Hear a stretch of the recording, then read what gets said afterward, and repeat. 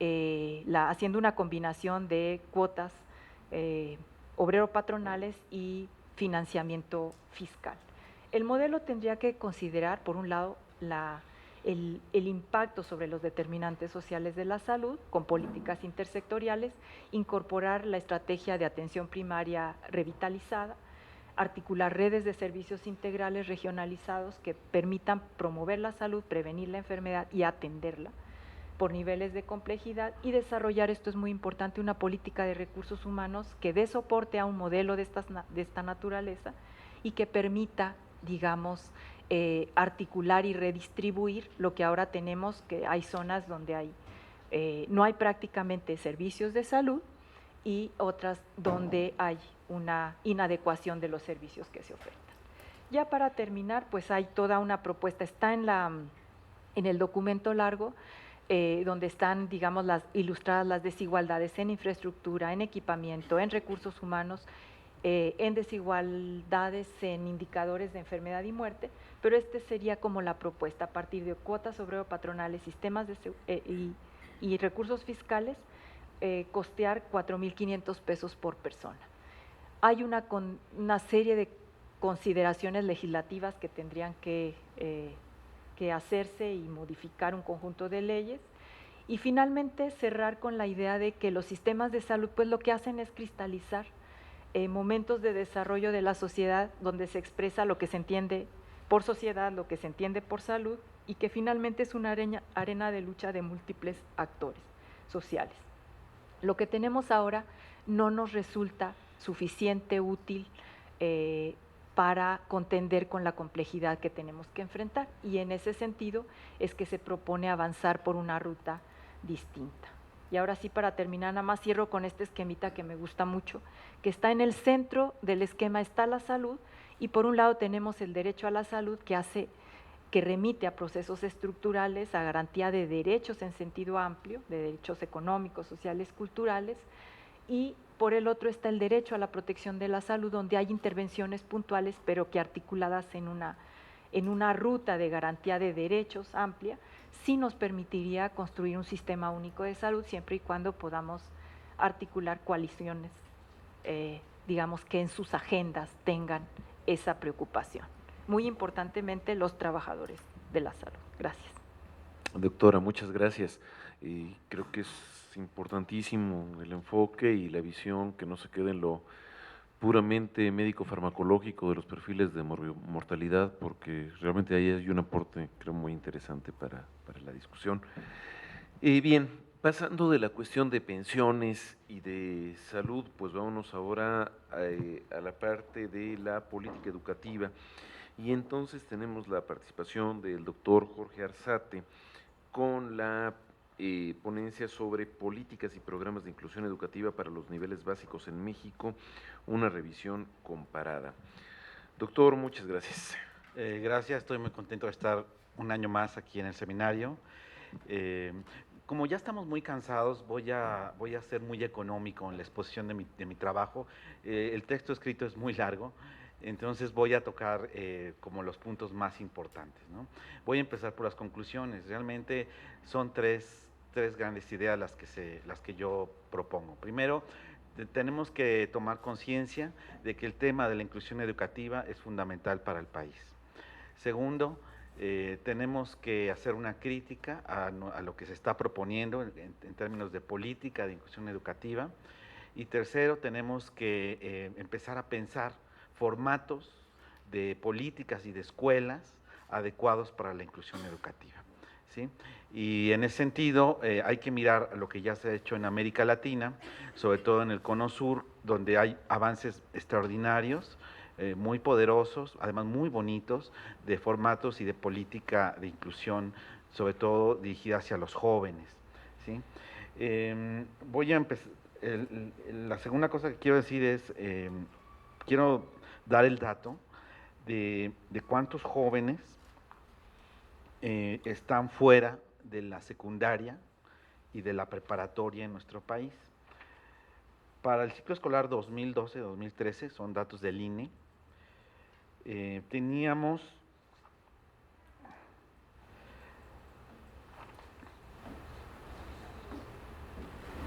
Del grupo ideal de jóvenes, 1.195.248 adolescentes no estaban en la secundaria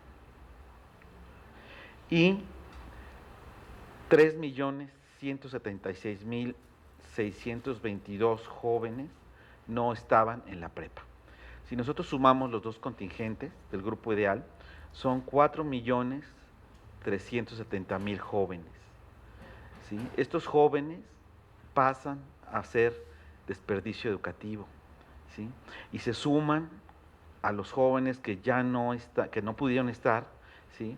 Y entonces el contingente se hace mucho más grande. Estos 4.370.000 jóvenes que ya no están estudiando secundaria y prepa, es un grupo de personas similar a la al país de Nueva Zelanda, ¿sí? Para que se den una idea de lo que estamos hablando. Estos 4 millones, pero además si sumamos muchos millones más que ya no estudiaron, pues están anclados casi de forma inmediata en poderosos sistemas de exclusión, desigualdad y violencia, ¿sí? Con lo cual el grupo de los adolescentes y jóvenes en nuestro país pues se convierte en un grupo de los más vulnerables, ¿no?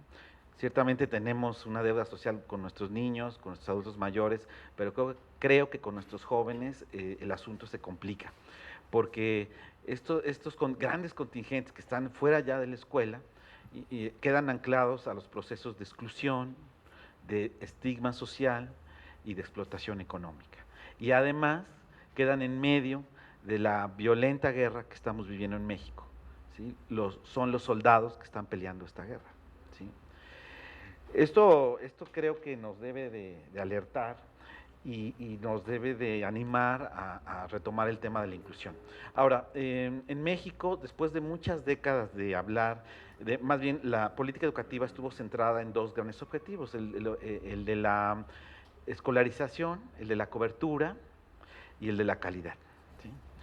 Y ahora se introduce en este gobierno por primera vez el tema de la inclusión, ¿no? Creo que esto es un acierto, ¿sí?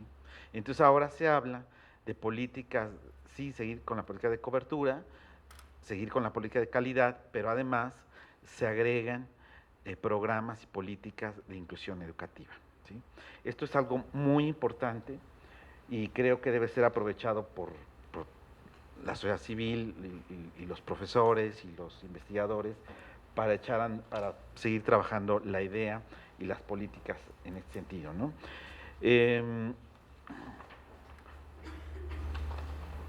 Hay algunas,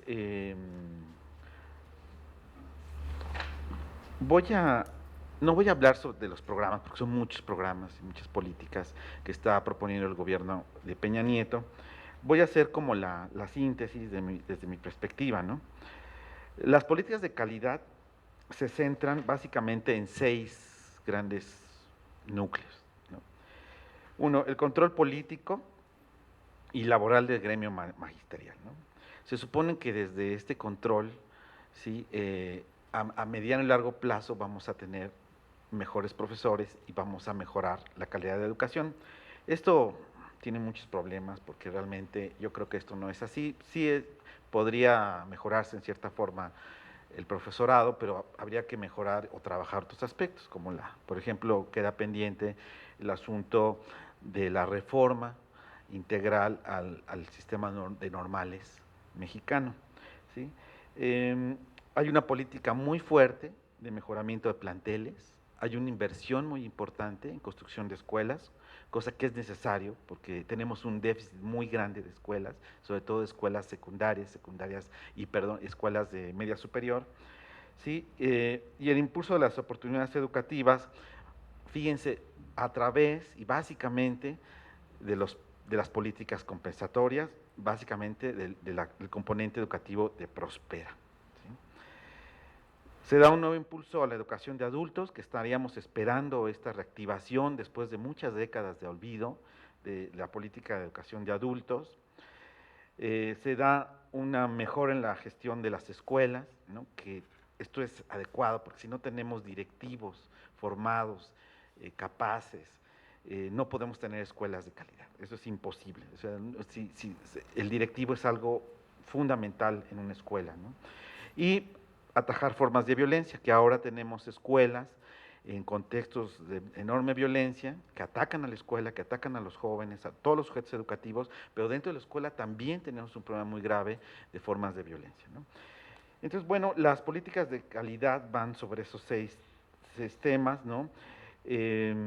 No voy a ahondar más en esto, porque esto nos llevaría mucho tiempo. Sí hay una inversión importante, creo, lo subrayo, en política compensatoria y en construcción de escuelas, ¿no? Ahora, yo soy muy crítico del componente educativo del Prospera, porque desde mi perspectiva no es un componente educativo, es una beca, pero no es un componente educativo. ¿Por qué? Porque no trabaja ningún mecanismo pedagógico, curricular, no trabaja en la escuela, ¿sí? Y por lo tanto no tiene absolutamente nada de educativo. Es una beca que sí es un apoyo económico para los jóvenes y que en ciertos contextos familiares puede ayudar, y de hecho lo ha realizado, ha hecho que los jóvenes pues, se escolaricen, ¿no? Pero en sí mismo no mejora la escuela y no garantiza que los muchachos aprendan, permanezcan en la escuela y además que lo hagan bien, ¿sí? Ahora, las líneas estratégicas de política de inclusión básicamente son tres. Se propone un programa extenso en materia de becas escolares. Nunca habíamos tenido en el país un sistema de becas tan grande como el que tenemos ahora. Es enorme el sistema de becas, ¿no? Que forma parte, fíjense, el sistema de becas de este asistencialismo mínimo, ¿sí? Lo que yo llamo una densificación de las políticas asistenciales, ¿sí? Entonces, por un lado tenemos que forman una red, van conformando una red compuesta por los componentes del Prospera, Cruzada Nacional contra el Hambre, el Seguro Popular, y hay que agregar el Sistema Nacional de Becas, que es muy importante en este gobierno, ¿sí? Segundo, se busca una política que busca una mayor capacidad organizativa de las escuelas, ¿no? Y fíjense, se meten por primera vez, después de hace muchas décadas, creo yo, pequeños programas para que los directivos de las escuelas empiecen a tomar conciencia de la importancia de la inclusión educativa. Esto es bueno, esto está muy bien, ¿sí? Pero es un paso tímido, inicial, si ustedes quieren, pero muy tímido, ¿sí? Y tercero, pues, se da un impulso a la educación de adultos, que eso estaríamos viéndolo, a ver cómo se materializa en los próximos años, ¿sí? Se dan cuenta, la política estratégica de inclusión educativa pues es débil, o sea, es muy débil, ¿sí? Y tiene grandes vacíos, ¿no? No abandona, olvida todo lo que tiene que ver con el tema pedagógico, de los formatos de escuela para todos, ¿sí? No solamente para todos, es decir, para los chicos que son pobres, para los chicos con necesidades diferentes, etcétera, para todos, ¿sí? Una escuela para todos es una escuela potente, una escuela rica, no puede ser una escuela pobre, ¿me entienden? Una escuela para todos tiene que ser una escuela con amplias capacidades pedagógicas, técnicas, materiales, curriculares y por supuesto los jóvenes tienen que tener los medios económicos para poder estar ahí, ¿sí? Las familias tienen que tener una relación con el contexto, con las familias, con las comunidades, con los barrios, ¿me entienden? De otra manera es imposible pensar en escuelas inclusivas, ¿sí?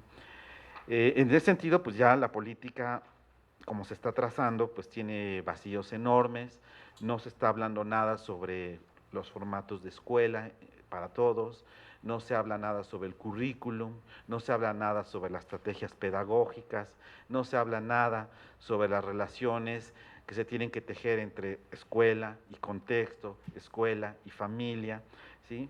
Y entonces no tenemos ningún programa potente de inclusión educativa, ¿sí? Tenemos pues, unos pequeños esbozos, ¿no? tenemos, sí hay algunos programas que son como muy iniciales en ese sentido, ¿no? Em, para que esta idea quede más clara, les voy a contar la experiencia argentina, que a mí me parece que es muy importante. Sí, en todo el Cono Sur hay experiencias muy importantes, en Colombia, en Argentina, en Brasil, de escuelas inclusivas, ¿sí? De formatos de escuelas inclusivas, de escuelas para todos. Pero particularmente a mí me llama mucho la atención lo que pasó en la época de Kirchner, del peronismo y de los Kirchner, ¿no? Porque ellos lanzan toda una política de inclusión potente, ¿sí? Un conjunto de política de igualdad educativa, ¿sí? Desde la federación, ¿no? Que estamos hablando de una serie de programas muy potentes, pero además, fíjense, programas anclados, que son posibles gracias a una alianza que hace el peronismo con ciertos sectores universitarios, investigadores y docentes. Creo que esto no hay que perderlo de vista, ¿no? Hay 3 programas que me llaman mucho la atención. El programa FINES, que es el Plan de Finalización de Estudios Primarios y Secundarios para Jóvenes y Adultos. El programa Escuelas Secundarias Universitarias, que ahorita está trabajándose de manera muy exitosa. Y el programa Envión. Voy a hablar solo del programa Envión. El programa Envión busca hacer que los jóvenes que van a desertar de la secundaria, pues que no lo hagan, ¿sí? Y entonces para eso trabaja cuatro líneas, ¿sí? Trabaja educación, arte, deporte y recreación, trabajo, salud e integración comunitaria. Son 4 dimensiones que se trabajan como un todo integral, es decir, que hay un formato de escuela muy particular, una escuela compensatoria ciertamente, pero vean, muy integral, muy interesante, ¿sí? Es decir, los jóvenes que van a desertar de la secundaria tienen una beca, porque Envión les da una beca, pero es una beca mínima, ¿sí? Pero la beca por sí misma no hace nada, solo es una condición, ¿sí? El joven, para que se mantenga en la escuela secundaria y la termine, y además pueda seguir, necesita acciones compensatorias educativas, pedagógicas, ¿sí? De matemáticas, de español, etcétera, pero necesita todo un trabajo psicosocial, ¿sí? Porque son chicos que viven en barrios normalmente de extrema pobreza, marginación, violencia, y entonces ellos trabajan, por ejemplo, usan circo. Todos los núcleos en Envión trabajan con circo, con teatro y con trabajadores sociales y psicólogas. La metodología de Envión es, fíjense, crear un vínculo solidario, ¿sí? Y de empatía entre los profesores y los chicos, ¿no? El resultado de Envión ha sido fantástico porque han logrado revertir las situaciones de violencia que viven los chicos. Los chicos están en la escuela, no están en las calles, ¿sí? Y están en la escuela aprendiendo, están reflexionando sobre su situación pues de desigualdad, ¿no? Y entonces Envión se convierte en un espacio de socialización diferente, ¿no? Respecto a la violencia que ellos viven en sus comunidades, en sus barrios. Este es solo un ejemplo, no voy a ir más, ¿no? De lo que es realmente un formato de inclusión educativa. Desgraciadamente en México estamos muy lejos de este planteamiento. No tenemos, yo no conozco ninguna cosa similar, ¿sí? Y bueno, la política que está planteando de inclusión, pues se queda muy corta, ¿no? Tenemos que avanzar hacia políticas y programas de inclusión educativa potentes, en donde la beca solamente sea la primera condición, pero después tiene que haber mecanismos, ¿sí? Para que el joven termine su escuela secundaria, pase a la prepa, ¿sí? Pero esta condición de escolaridad sea la condición para romper su proceso de exclusión, ¿sí? Esto es complicado, ¿sí? Pero creo que debemos empezar a plantearlo y creo que esto es algo muy importante, porque si nosotros logramos como país lanzar una política de inclusión poderosa, entonces estamos construyendo lo que podría ser un pilar del bienestar real en México. Es decir, el sistema educativo como una oportunidad para todos, de calidad, ¿sí? Y bueno, bajo la idea de que la escuela lo que produce son múltiples ventajas, ¿no? O sea, la escuela no solamente es un asunto de mejorar la productividad, no, la escuela mejora la productividad de una población, pero da elementos para la vida, que es algo muy importante, y algo muy importante, la escuela y sobre todo la educación media y superior nos ayuda a pensarnos como personas, ¿sí? A realizarnos en esa parte de la condición humana que es el pensamiento, la conciencia y el pensamiento y la conciencia, que es un asunto base y fundamental para pensarnos como ciudadanos, la acción, ¿sí? Entonces, bueno, yo aquí dejo mi presentación, y pues muchas gracias. No, muy bien y muy a tiempo. Y además también yo creo que aquí surgen una serie de preguntas esenciales sobre la relación, básicamente educación, inclusión, escuela, que lleva para muchísimos puntos. Y siguiendo justamente con el tema de la educación, seguimos con Jorge, pero ahora con Jorge Enrique Horvath. Ahí, doctor Horvath, los Jorges educativos, y con su ponencia sobre la política educativa para la población indígena en contextos urbanos y rurales en el sureste mexicano como reproducción de las prácticas de anulación de la identidad, justamente. Muchas gracias. Bueno, muchas gracias. Pues para comenzar, quiero hacer un ejercicio para que se tomen, yo sé que están cansados y creo que van a ver el efecto del cansancio en esta lámina. ¿Sí? Sí la entienden, ¿no? ¿Sí? ¿Saben de qué se trata la lámina? ¿No? Hay algunos indicios por ahí, ¿no? Alguna palabrita cercana, algún código. Piensen qué ocurre con un indígena cuando migra a un contexto que es ajeno a su contexto, ¿sí? Cómo se enfrentan a códigos de comunicación que son distintos, ajenos, ¿sí? Como es migrar a una ciudad y enfrentarse a esos códigos de comunicación que para nosotros en el ámbito urbano es cotidiano. Es decir, que miren lo que ocurre en los cerebros de ustedes cuando esta lámina cambia a esto. ¿Sí? Ya hay luz, ya hay como tranquilidad, ya no hay zozobra. ¿Sí? Ya el afán de comprender se da. Y eso es lo que ocurre cuando se enfrentan los jóvenes que migran a las ciudades, jóvenes indígenas, que prácticamente ingresan al sistema educativo urbano, ¿sí? Y el sistema educativo urbano no los está contemplando, ¿ok?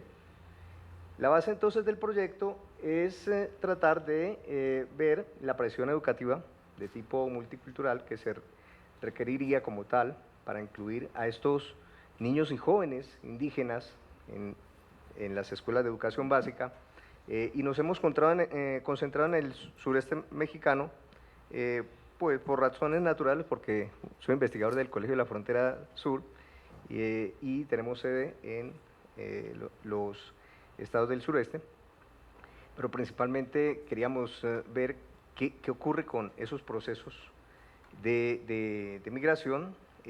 Este es uno de 3 proyectos que están relacionados sobre qué pasa con la discriminación hacia los indígenas que migran a las ciudades, y nos hemos concentrado en con el tema de los niños y jóvenes en las escuelas urbanas.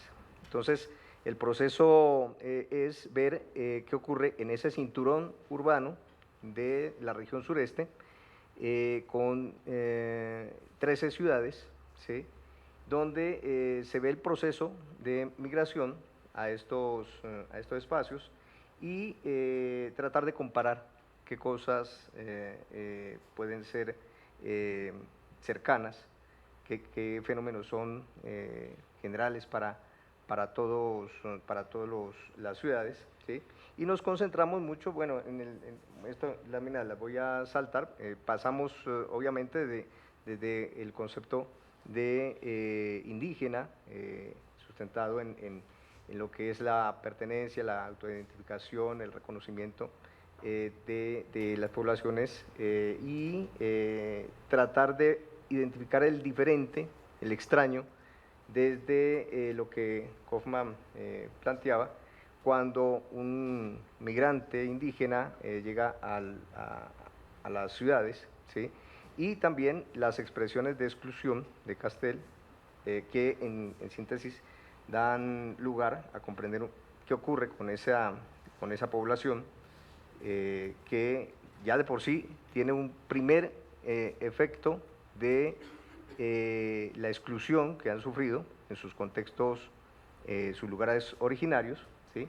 Y los obliga ya a migrar. Entonces ya es un primer nivel de la discriminación. Cuando entonces llegan a la ciudad, ¿cuántos otros van a llegar? Y esa es la idea de mostrar todo, de qué se trata todo el sistema de discriminación y sus dispositivos para llegar a uno que es muy fuerte, que es el que ya les mostraré.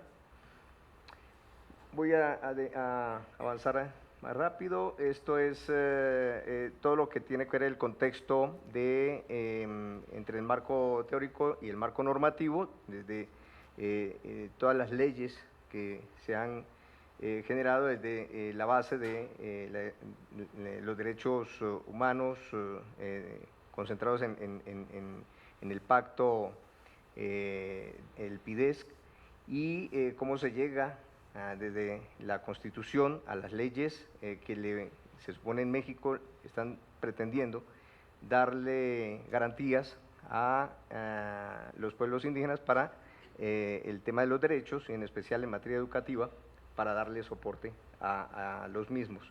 Lo otro es la relación que hay entre el tipo de política, que es una política multicultural, respecto a la necesidad de una política real de carácter intercultural, que es un aspecto de los alcances de la política actual que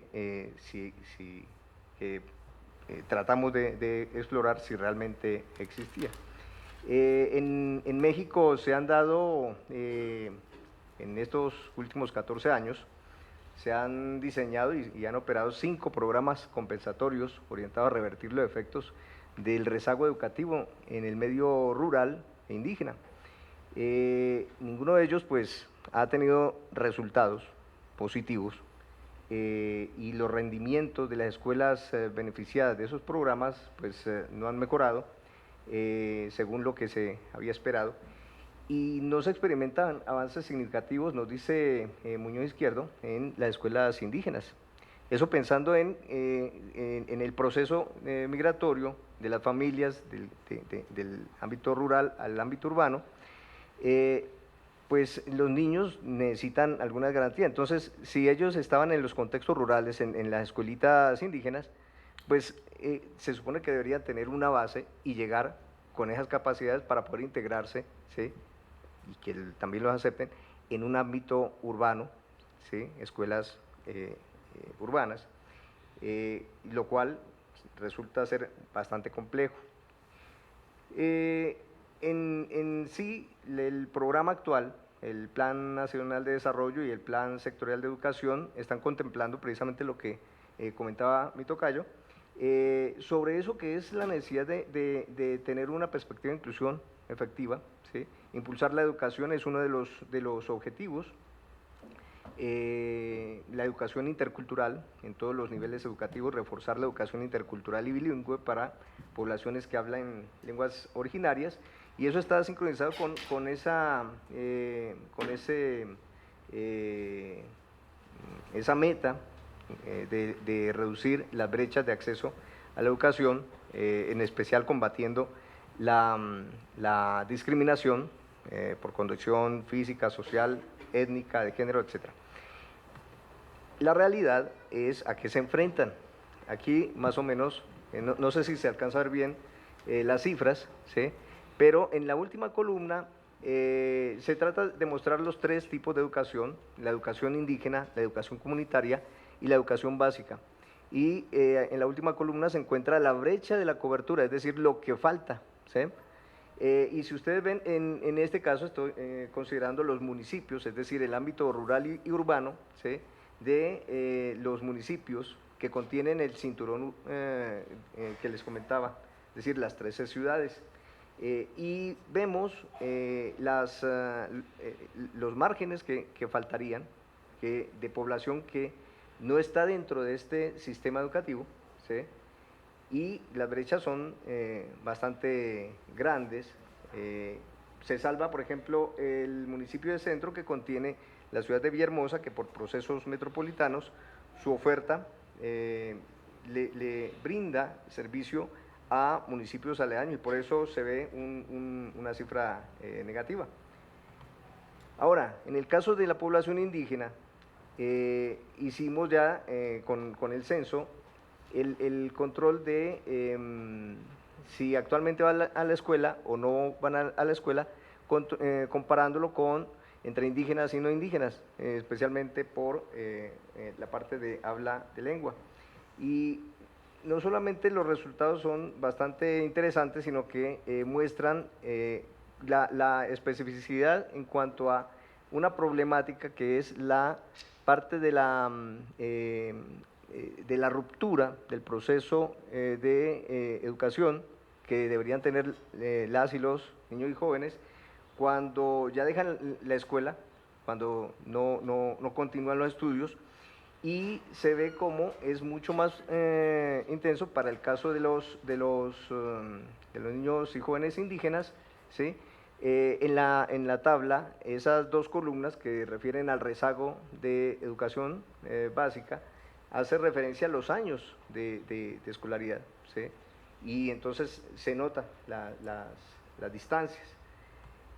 Más o menos esta es la interpretación, lo voy a dejar así. En la investigación nos concentramos en esa, más o menos se ve una especie de S acostadita, y trata de ver todo lo que compuso el proyecto, que era ir hacia a las dependencias de educación para ver qué manifestaban los funcionarios públicos en materia de educación intercultural, ¿sí?, e ir desde ahí hacia las escuelas, entrar desde el director de la escuela, ¿sí?, pasando por los maestros y llegando a las aulas. ¿Y esto con qué objetivo? Resulta que el censo de escuelas, cuando consultamos el censo, los resultados, pues no muestran en los ámbitos urbanos a población indígena, alumnos dentro de las escuelas. Entonces, a través del censo de población comenzamos a mirar en dónde se encontraban esas escuelas, ¿sí?, y en dónde se estaba concentrando la población indígena migrante en las ciudades, en estas 13 ciudades. Haciendo ese match, nos permitió seleccionar las escuelas que en probabilidad, en la parte espacial, tenía más chance de que pues, los niños estuvieran allí, en esas escuelas.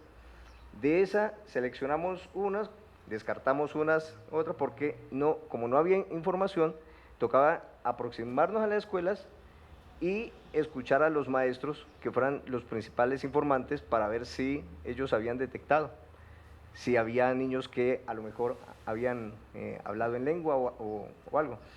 A partir de ahí seleccionamos una muestra, ¿sí?, y que era una escuela aula por cada ciudad, para poder hacer la parte cualitativa de la investigación. Aquí están las 3 escuelas, ¿sí?, y estuvimos entonces ingresando, ¿sí?, y el resultado desde la parte de los funcionarios es lo que les voy a presentar, que es los funcionarios muestran que manejan el concepto de interculturalidad, pero es erróneo porque lo están aplicando para el caso de las escuelas indígenas, principalmente rurales, ¿sí?, no para el caso urbano.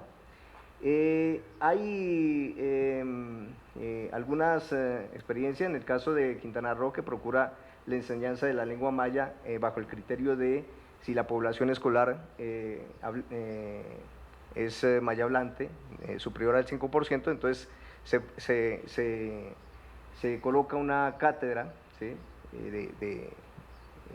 de lengua, pero en la parte de la participación del sistema hacia tratar de cobijar a los niños, okay, a los niños es muy limitado, ¿sí? Las expresiones de discriminación pues resultan ir escalando desde las burlas, ¿sí?, desde esa parte de los conflictos, hasta la misma participación de los maestros, ¿sí?, en burlarse de los alumnos que hablan lengua, ¿sí? Y entonces eso va haciendo que se repliegue el individuo hacia adentro y no haga uso de un ejercicio que es clave de identidad, como hablar en lengua, cuando dentro de la misma escuela hay más de un niño, ¿sí?, y forman núcleos de amistad, ¿sí?, por esa condición. Esto es más o menos en cuanto a las manifestaciones de los funcionarios, un poco de las fotos de las escuelas también para que se vea de qué se trata, porque también eso se cruza con los ámbitos de la pobreza educativa, que tiene que ver con la pobreza institucional, ¿sí?, de las escuelas, ¿sí? Un poco nos llevó la parte de la observación en las escuelas, también bueno, lo que encontramos también es que los alumnos, bueno, esto lo voy a pasar más escuelita, la percepción de los docentes, la mayoría de los entrevistados, lo que refería, ¿sí?, es que pues el programa de educación intercultural es de papel, y ellos dicen que ni ellos están capacitados para saber orientar a un niño indígena dentro de una escuela de educación básica urbana, ni la escuela tiene condiciones, porque de hecho no tienen ni siquiera un listado de población de niños indígenas, no hay un reconocimiento como tal. Lo otro es que los mismos docentes, lo manifiestan los mismos docentes, ¿sí?, que hay docentes que se burlan mucho de los niños y entonces los reprimen, ¿sí?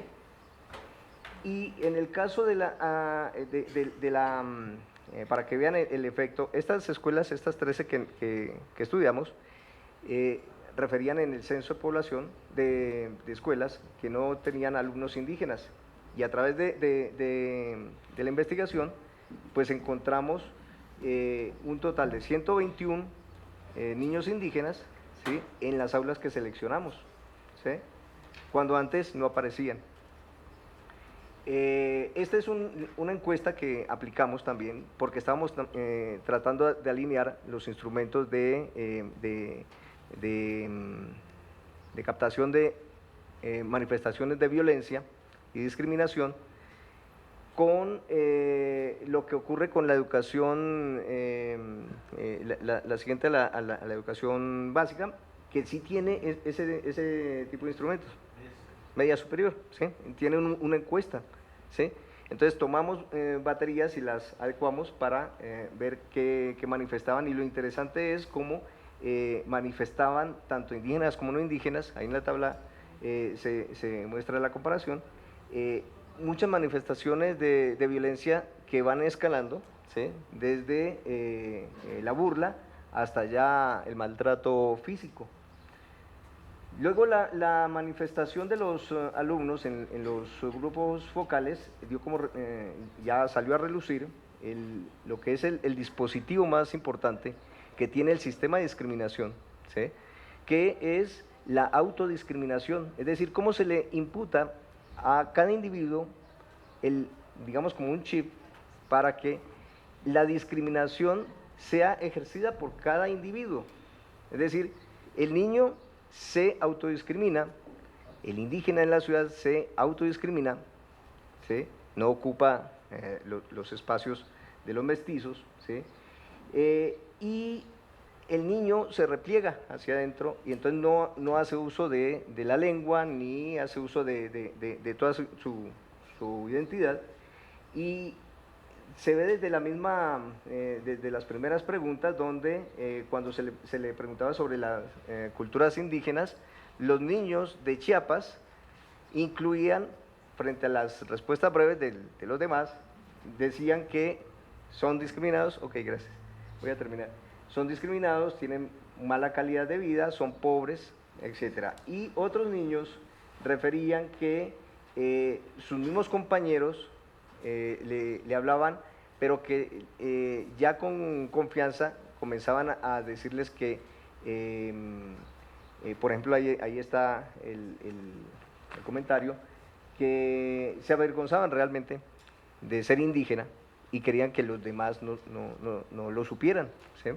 Entonces, esto en su conjunto pues nos muestra cuán complejo es el tema de lo que es la política educativa, sobre todo en contextos donde hay una alta migración de población indígena hacia estos ámbitos, y donde las escuelas pues tienen que enfrentarse a esa parte cotidiana, pero que definitivamente sus prácticas están sujetas más a aplicar una política de educación intercultural de papel hacia una política multicultural, ¿sí?, muy limitada en su conjunto. Lo voy a dejar allí y luego, gracias. Que siempre es una emoción muy, bueno, aquí, pero no aquí, pues es nuevo, pues, pero en la facultad, hablando en sentido simbólico, y el gusto, el honor que es poder volver a la misma institución pues, que me ha dado todo, ¿no? Entonces, muchas gracias por poder estar acá. Y bueno, en cuanto al tema, lo que quisiera trabajar es toda la discusión, gracias, acerca de la cuestión esta del crecimiento del empleo formal frente a la reducción de empleo informal que se ha ido manejando fundamentalmente en los últimos 2 años a partir de la reforma laboral de noviembre del 2012.